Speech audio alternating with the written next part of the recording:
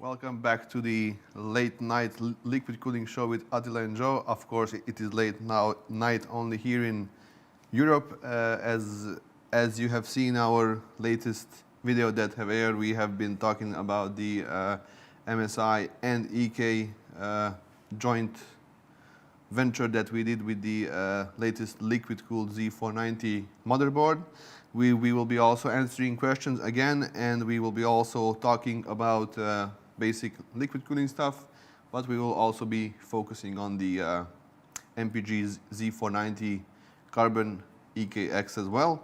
And just to drop a bomb for the first half of this talk show, what is your feedback on the on this motherboard? Do you like the looks of it, and what do you think about the overall aesthetics of the board? Is this something that you prefer, or you would prefer to see it in a different look? So we are really interested in your feedback about this motherboard right here. So while we are waiting for your feedbacks in the chat, Joe will tell something about the flow indicators, which we have, which you were able to see in our virtual suite. We have actually wanted to speak about them a bit more tomorrow, but we see that there is a big interest about them, so we just brought some samples up here so that we can talk about them. So Joe, what can you tell about the standalone flow indicator and the flow indicator which integrates into the GPU block itself?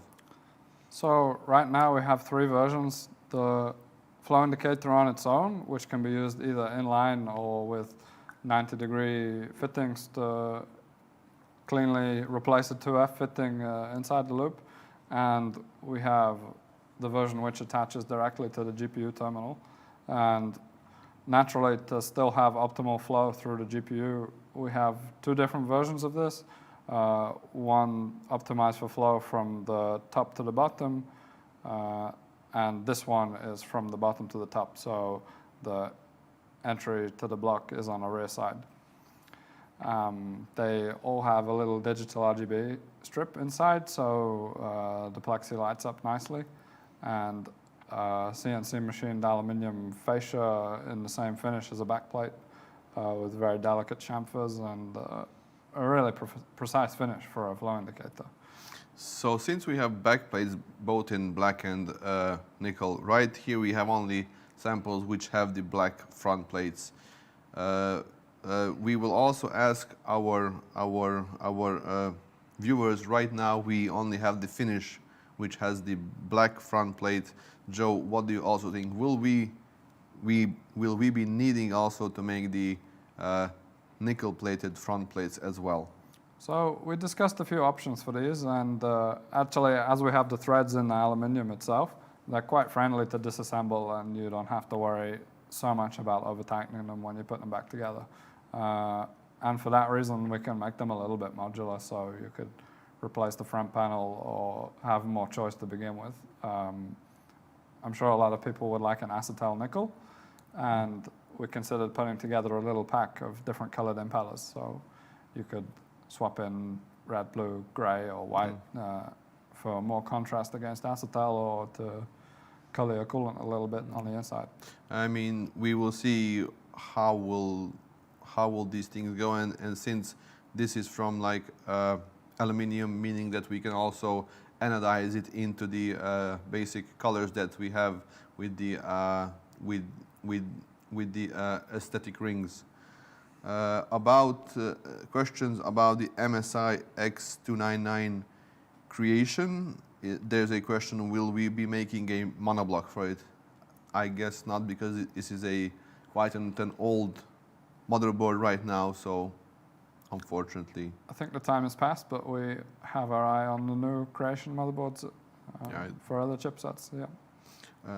So since we have a liquid-cooled motherboard right here, basically this is the most affordable liquid-cooled motherboard that you can buy currently on the market. It is available for just $400 meaning that you will be getting a board, monoblock, and you will also getting a free leak tester inside the whole set, so that you are basically set for your first even liquid-cooled PC, and you can also check for leaks with the leak tester, so that you make sure that you don't make any mistakes.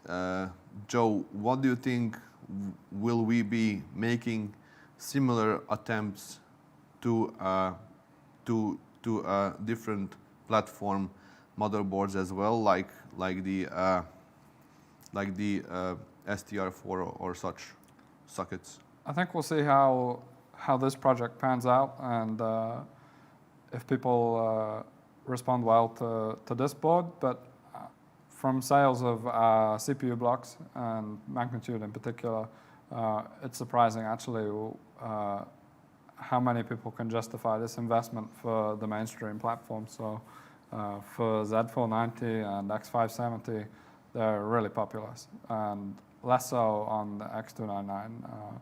We'll see how our customers like Threadripper too. I'm sure there are lots of customers, but they often have more strict choices on motherboards.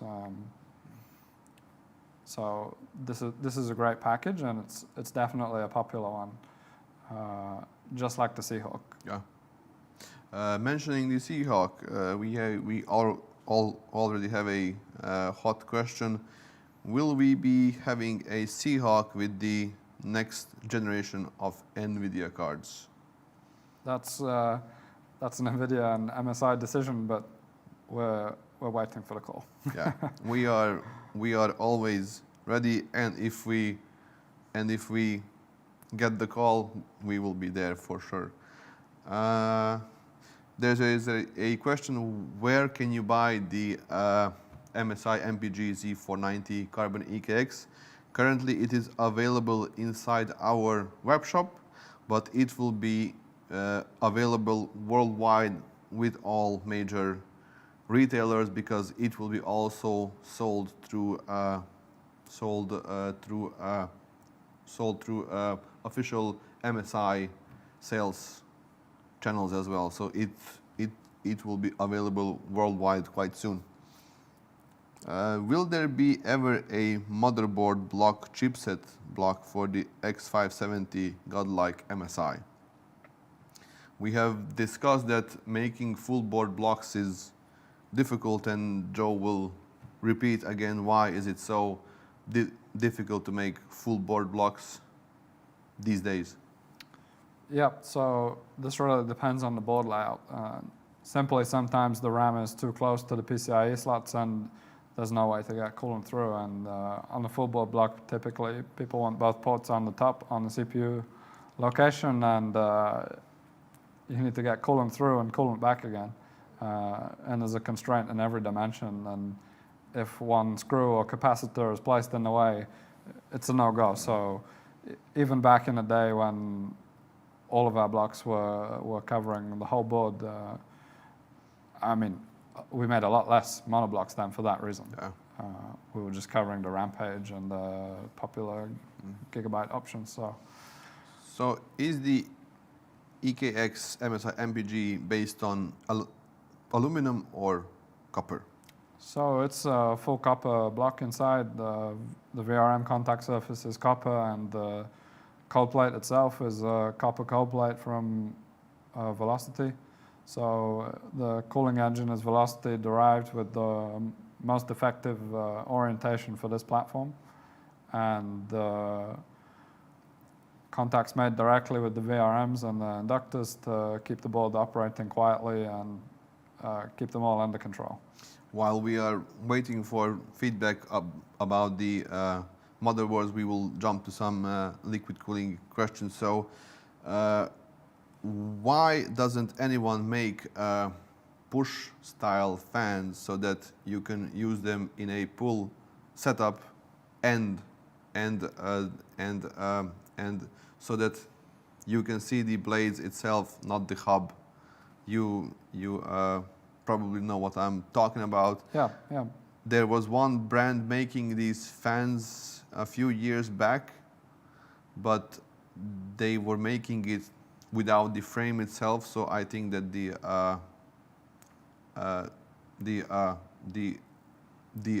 static pressure of the fan was quite low. So I'm sure it's not impossible. Of course, it's not impossible, yeah. but there will definitely be a small efficiency difference. But I'd imagine the real reason behind this is just what we're used to. It's just the locations where a fan fits in a chassis and around the air coolers and around typical components. It always considers that the intake side will be the open side. Yep. Liquid cooled power supply. So we have been doing quite a few joint projects with motherboards, GPUs. Is there any chance that one day EK will also collaborate with someone to actually make liquid cooled power supplies? I mean, I think with all collaborations, it has to be mutual, and the partner has to see some benefit from going to that, and something other than negative publicity from potential failure. So I know that we can do the project justice, and we could pull it off and convince them it's the way to go. But it's still nonetheless a difficult collaboration to start. There's not been any let's say, renowned major brands moving in this direction in power supplies, so there's not much pressure to do it. I think the one offering which did have a hybrid system by default was never especially popular. So, I mean, basically all of the modern power supplies now have a hybrid fan setting, so most of the time they are even off because they are just so effective that active cooling is not all that needed. yeah, definitely. But I can still empathize with the people who have a loop with massive radiators and 400 RPM fans, and when the power supply comes on, it's the loudest thing in the room. Yeah. So I can see some users would like it. We have a question. Someone mentioned the funny-looking fittings right there, which you have next to you. Can you tell something more about this interesting looking finish? Yep, so this is a new finish called Satin Titanium, and it's a really nice technical finish. It really shows the lines of the fittings well, and it's a bit different. It's not a fitting, a color that people are used to in a PC. I don't think it's a really new finish. You don't see it on motherboards used often or any other component. It's reminiscent of the silver PCBs from 3 or 4 years ago. It's really clean, and it reflects the light from RGB really nicely. So we think it will be popular, but we're just offering it to offer a little more choice to everyone, and every single fitting will be available in this. We're not doing it just for one. Every new fitting that comes will now be in nickel, black, and this silver satin titanium finish. The coating itself is actually very similar to current black, and we know that's well proven now. It's a very stable coating, and we have a really stable finish that we're happy with. So it's time to see how people like it. Since we have a PC behind you, we just got a question. Will we ever make our own QDCs or not? I know the particular QDCs. I'm sure Sandy talked about it. These are licensed from CPC, the same company who are making QDCs for our previous expandable systems, and we now have them in black, and that's a massive step forward. They look excellent now. Yep. So I think these will hit the shop, and people will go crazy for these ones. So we have just mentioned fittings and extenders as well, and as you are able to see, we have been also using extenders inside this build. So approximately when can we expect to have these extenders available? So we will see a big expansion to the Torque portfolio in July, and the extenders will come. We'll have some extra plugs that really complement the other products. And we're also introducing some small form factor orientated fittings.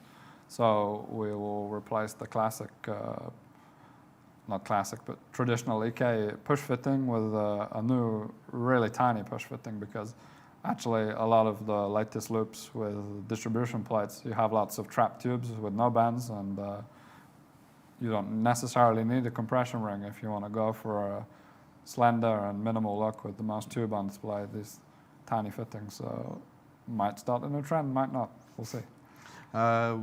We just got a question about this distro plates for this case. So we just got a question that when will we release this distro plate for this case? And actually, this is not particularly made for this case, but it works quite well. Joe, can you tell us which one is it? Exactly. That's a great point, because as we were saying earlier, this is actually an Evolve X distro, but it fits alongside ATX motherboards, and the spacing from the CPU to the GPU always remains roughly the same. Here we're using it with a vertical GPU and a vertical GPU bracket too. Yeah. So they're really quite versatile items, and the Evolve X one is quite small. Really small. It's quite compact. It's a really unique distribution plate, and the distribution is all taken care of on the back side, and the front just looks like a standard reservoir. So when you cover it in fittings, it's almost confusing to see how the coolant's making it through. So basically, if you have a case which we don't make a specific distro plate for, you can just check our shop. You have the size specs for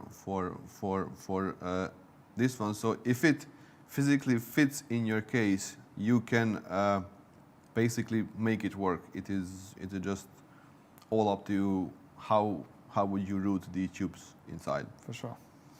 A question, so if we will make other liquid-cooled motherboard projects with some vendors, will they also be available in our shop?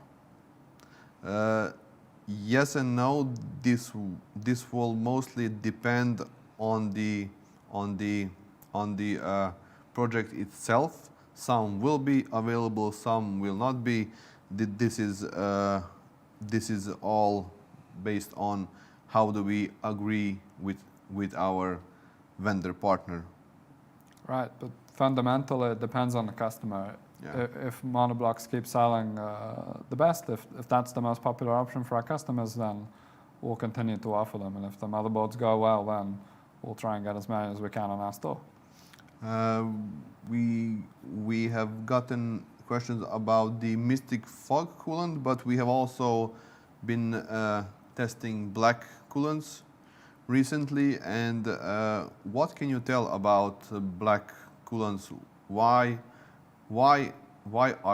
are they rare? So there aren't many other brands which are making black coolants, and why do you think this is? Definitely, it's a really demanding color to produce, just from the nature of trying to produce a dye. It's that simple. It's a very difficult color to balance, and it can quickly shift to looking purple or red or green, and to keep it stable, it's a challenge. So that's why we have such extensive additional testing running now for the black coolant, and we hope we can deliver a long-lasting coolant just like the other solids. We just got a question about the satin titanium fittings. Can we say a release date for the fittings? And just for the most of the stuff that we were talking about here on the show, most of the things that you have seen will be becoming available during this month. So practically, I think that everything that you have seen will become available quite soon. Yeah, and from then on, every time we add a new fitting, they will be in all four finishes. a question about general EK question. Are there plans for us to open physical stores in some major cities? Basically, the only major store, physical store that we know where you can buy EK parts is Micro Center.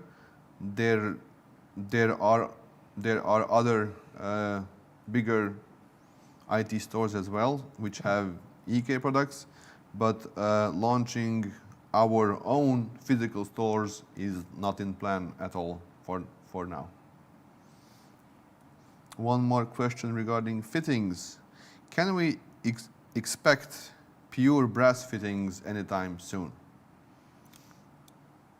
As you know, pure brass fittings need some protection so they don't oxidize. Otherwise, in time, with fingerprints, with grease, with coolant and contaminants, they're going to get dull. So that's still an interesting decision, though, because I'm sure some people would appreciate the patina and the dullness that comes with the brass parts. So steampunk. Maybe a little run of just a select few fittings in that case, but I don't think raw brass will be something that will cover the whole portfolio in the same way as traditional colors. Someone is asking, can we get a smile from Joe? Well, he is smiling all of the time. He's happy. So there you go. We don't have many questions popping up soon, so we will be finishing this live stream shortly. We will cram in just a few more questions. So we have talked about the black coolant, and now we can also talk about the Mystic Fog coolant, which is also being tested lately. When can we expect the launch of that coolant? I think we just entered the beta testing regime for Mystic Fog, so we will definitely see this through for some time. We need at least 6 to 8 months to see how it responds, and some time to collect the feedback and figure out what happened and how people did with it. But I think based on the previous solid cryofuels, it shouldn't be years. It should be within a year, I'd hope. Sooner. Maybe sooner. Yeah, way sooner. We've been testing it ourselves for quite a long time, and it's been perfect. So we just got a question about the MPG monoblock right here. So with the Seahawk, we have this aesthetical covers which are actually over some screws. So this is making maintenance a bit hard. What is the situation with this monoblock here? Does the MPG sticker cover any screws which would make maintenance any harder? So there are a few screws underneath. However, you can still pull the CPU cold plate very easily. The 4 screws to get that off are accessible from the front. So you can easily take the cold plate, clean the fins, and pop that back in. I don't think you should see significant buildup anywhere else. Even if you have to take it apart, take it down, you can always message EK's support team, and we can ship you a new sticker so that you can replace it. This also works for the Seahawk GPUs as well. So if you have to pull them apart, you can get spare parts from EK directly. We will be doing just one more question if we don't have any new interesting ones. In the meantime, about fans. So some of the other brands on the market are actually launching fans which are in the same frame. So dual fans, triple fans, which are in the same frame, and it actually makes mounting a bit easier. Are there any plans for EK doing something similar with the fans or not? Yeah, I think it's definitely on the cards, more modular approach to fans. and it also integrates quite nicely with the radiator, so this is a consideration for our next generation of fans. I think that we are gonna end it here. We have received quite a good feedback about the looks about the MPG Z490. We would like to thank our friends from MSI, so that we have worked on this on this nice project jointly, and hopefully we will see similar projects in the future, and also we will see the next Seahawk. Yeah. Thank you all for joining in, and thank you for all the questions. And don't forget to join with us tomorrow.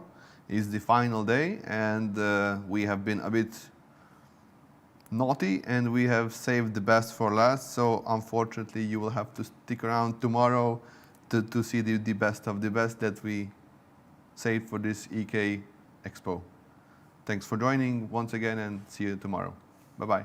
Bye.